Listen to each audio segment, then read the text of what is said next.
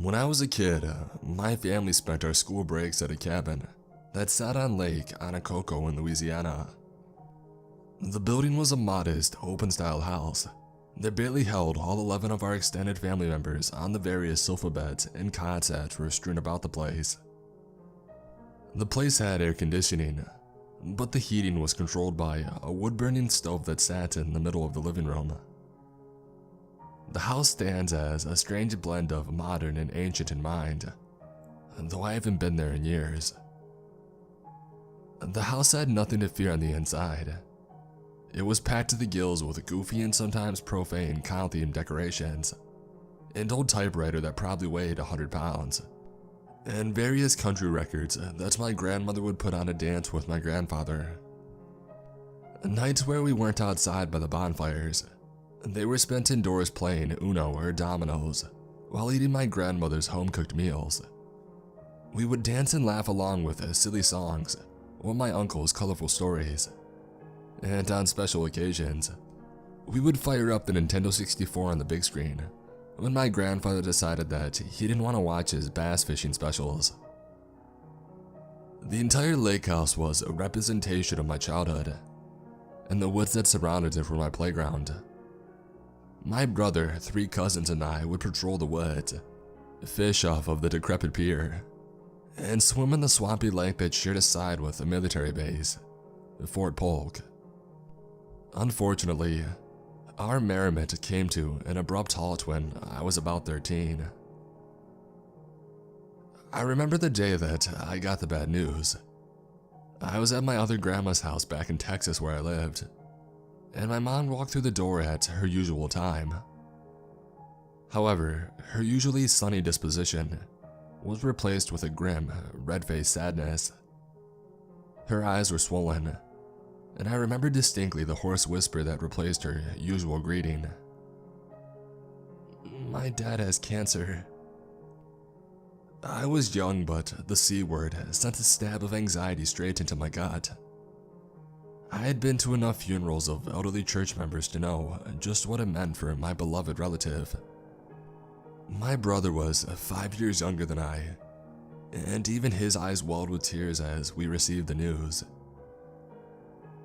My mother announced that her parents would be moving to the camp in Louisiana permanently to enjoy their last few years of life somewhere quiet and peaceful.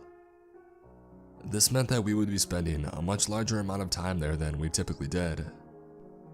The bad news wouldn't stop coming though. We found out shortly after my grandparents moved that my grandmother was also suffering from cancer. She already had diabetes, heart issues, and was as blind as a bat. She had been through a quadruple bypass the day my younger brother was born, so she had been of failing health for many years. The health issues of both of my grandparents meant that my family would spend nearly every other weekend in Louisiana, visiting my ailing grandparents and squeezing every ounce of time that we could with them. Watching them deteriorate was hard for us. We spent more time than ever outdoors so as to not smell the scent of sickness, chemo, and hospital supplies that permeated the lake house regularly. We explored the woods even more, frequently traversing the mile-long trails that surrounded the lake. We happened upon abandoned fish cleaning huts and duck stands, but the most exceptional thing we found was during a hike at dusk: a track. Animal tracks were so incredibly common in the woods that we barely even noticed the bobcat, the deer, or the duck prints that populated the dense trees anymore. This track was different. For starters, it wasn't one any of us recognized. It was like the bobcat tracks that we had seen thousands of times, 4 tow paths connected to a larger pad. But it was different in one distinct way. It was massive. A single print was the size of our faces. The groove marks from the claws on these apparent paws dug at least 4 inches into the dirt. I examined the tracks of the animal using some of the survival training my uncle had taught me. The space between each step and the broken branches nearby meant that it had to be as tall as I was at the time. A paltry 4.5 feet for a teenage boy, but massive for an animal. There was also this smell in the air that I couldn't put my finger on. Something like a blend of pennies and a wet dog. Just when I decided that it was time to go tell my parents about these strange tracks, my youngest cousin let out a screeching, blood-curdling sound. I spun quickly to look at her, my heart beating out of control at this point. She was pointing up at the trees. I took a step back, slowly moving my eyes in the direction of her finger. In the tree that she was pointing at, there was a deer carcass. It was ripped to absolute shreds and draped over a branch, half eaten. The deer's blood dripped to the ground, creating a pool of crimson that was so large I could smell it where I stood. Pennies. I walked to the pool and I felt the warmth emanate from it immediately. It was fresh. Really fresh. I whispered to my cousins to run back to the camp immediately. They followed without hesitation, and I brought up the rear, glancing back as often as I could in the dense foliage. I half expected to feel the beast on top of me at any moment. It had to be close by. It had to hear us. Just as we reached the cusp of the woods, where the open space of our camp started, I heard a noise that sent a chill through my body. It was a sound that I can only describe as a screaming woman combined with the roar of a lion. It pierced the trees and it shattered the silence of the woods. My cousins didn't stop like I did when the shriek got to them. They kept running up on the deck and into the house, slamming the door behind them. I stopped at the fire pit, surrounded by chairs that my grandparents built, and watched the area that we came from intently. Slumping through the woods was a mound of black fur, just far enough away that it looked like a black blot of ink on green paper. Just as the flash of the animal appeared, it was gone. The sun was going down.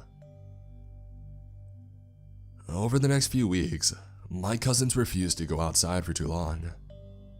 Trips to fish were relegated to boat-only excursions, and sitting by the fire during the nights roasting hot dogs and marshmallows were all but unheard of. We explained what had happened to our parents and our grandparents, but they seemed to think that it was just another bobcat that we had conflated into something much more sinister in the creepiness of the woods. Nothing happened for a few more visits until the temperatures began to drop in November. During the week we had off for Thanksgiving, the temperature began to drop drastically in the Louisiana swamps, creating a dense fog that blanketed the entire area. When it was foggy and chilly, the fog would spill through the trees like waves of mercury. It would bite through most jackets and cover the lake so thickly that we couldn't see the ends of our fishing poles when sitting on the pier. My uncle and I would venture out onto the lake on foggy days and go bait the trout lines that we had at various points in the lake to catch catfish. Most fishers hated trying to navigate the stump-ridden lake in limited visibility, and so we had a good chance of catching something with the lake being so quiet. My uncle would turn down his trolling motor and the boat crept along the water, barely making a ripple. It was around 5 a.m. when we were feeding the line back into the water, after baiting it with some perch that we had caught earlier that week. We had on more than a few layers of clothing, but my uncle and I were still shivering. When we dropped the last bit of the line into the water, I heard the noise again.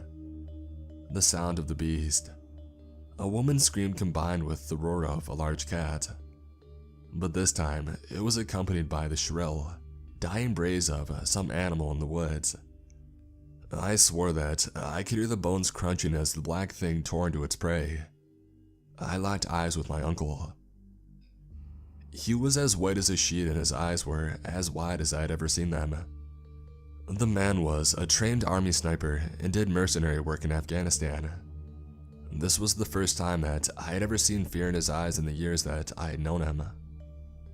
I don't know what frightened me more, my uncle's newfound fear, or the fact that he didn't crank the engine but instead elected to paddle quietly back to the camp, like the thing would hear us and come running. My uncle had some strong ties to many of the higher-ups at Fort Polk, where he used to work. When we arrived back at the camp, he immediately tied off the boat and escorted me inside. He rushed over to the phone when he was inside, furiously dialing someone. I only heard pieces of the exchange because he was whispering, but I did catch a few distinct words: containment, escape, dangerous, and untested. I knew that he must have been talking to someone at the base on the other side of the lake. When he was done, he said that he wasn't sure what it was, but he had some friends from the base working on figuring it out. That night, the fog had rolled out and it was starry, clear, and spectacularly chilly. The night was so crisp and clear that even my ailing grandparents elected to go outside and roast foodstuffs by the bonfire. We found out, however, that we weren't quite stocked enough for everyone, and so my grandfather elected to drive the golf cart that we owned up the hill and down the road from the camp to the local corner store. My two cousins and I went with him so he wouldn't be lonely. We got to the store within a half an hour or so of leaving the camp, and we pulled up to the fully lit corner store. The owner, Michael, was a 30-something man with a missing leg who was a veteran and former trainer at the military base. When we walked in, he was sitting on the counter with a half smirk on his face, eating a bag of sour cream and onion chips and smoking a cigarette. He greeted us and helped us get what we asked for: some hot dogs, marshmallows, a few extra buns, and some fishing line. After he rang us up, my grandfather and he discussed a few grown-up things that we weren't interested in, until the banging noise came from behind the back door of the corner store. Michael said something about the dumb new kid that he had hired, and he stepped out from behind the counter to go inspect what was going on behind the store. When he opened the back door and looked out, he managed to choke out, "Oh God." As we glanced in his direction, whatever he saw pulled him away from the door and did an inhumanly fast, jerky motion. He screamed and begged for the thing to let him go, for someone to help him. A few sickening crunches stopped his bleeding. Blood pushed its way under the half-closed door of the shop, and it leaked out into the white tile floor of the corner store. My cancer-stricken grandfather moved with the speed and strength of a much younger man, scooping up the three of us and rushing out to the cart. He pushed us in and he punched it, spinning the tires before the golf cart lurched forward and screamed down the road at its top way above factory recommended speed of 45 miles per hour. I screamed over the panic of my other two cousins that it was the black thing in the woods that attacked Michael, while we tore down the dirt roads that led to our lake house. My grandfather ignored me, gripping the steering wheel so hard that his knuckles were white. I grabbed his sleeve and I begged him to talk to me about what we were running from, but he just kept looking forward, occasionally glancing in the rearview mirror. I don't know why he bothered. The lack of lights in these dirt roads made the view behind us a pitch-black void. He didn't even bother to slow down heading down the hill, and when he slammed his foot down at the top of the brake, the cart slid several feet. He commanded that we get back inside immediately. When we were in, he loaded 4 guns and passed them out to my dad, my uncle, and me, keeping one for himself. The camp had 4 simple walls, but most of them were covered with windows. We could see out of the camp on all 4 sides without fear of a blind spot, and it was well lit around the edges of the tree line thanks to light that we had affixed to the trees a few years before. My grandfather put us all at different corners of the building, watching for the thing. No matter how many times I asked, nobody would explain to me exactly what the thing was. About an hour into our watch, I saw the thing coming down the hill. A lurking predator with yellow eyes, but indistinguishable otherwise. A black blob moving in the darkness. And then it did something I've never seen a bobcat do before. Just as it arrived at the edge of where the lights lit the camp, it stopped, so that it remained nothing more than an inky spot just out of view. It was only a few hundred feet away from us at this point. and so I decided to take action. I slid the window open just an inch and I prepped my rifle for a shot when I felt my uncle's hand on my shoulder. He pulled the gun away from me and slid the window back down. "Don't antagonize it." When my uncle spoke, the thing looked in our direction. We held our breath for several seconds until it went back to pacing along the light's edge. Something about my uncle calling the creature "it" made the beast feel even more sinister in my mind. It also bothered me that he said "antagonize," like the rifle would do nothing to it. It stared at the building for several more minutes as if it were deciding on what to do. And then just as soon as I thought it was going to step into the light, the beast turned and walked back into the deeper darkness. We watched as it lumbered back into the woods and out of sight. That night, I fell asleep in the chair. When I woke up the next morning, my uncle was by me on the couch, snoring lightly with his gun draped over his chest.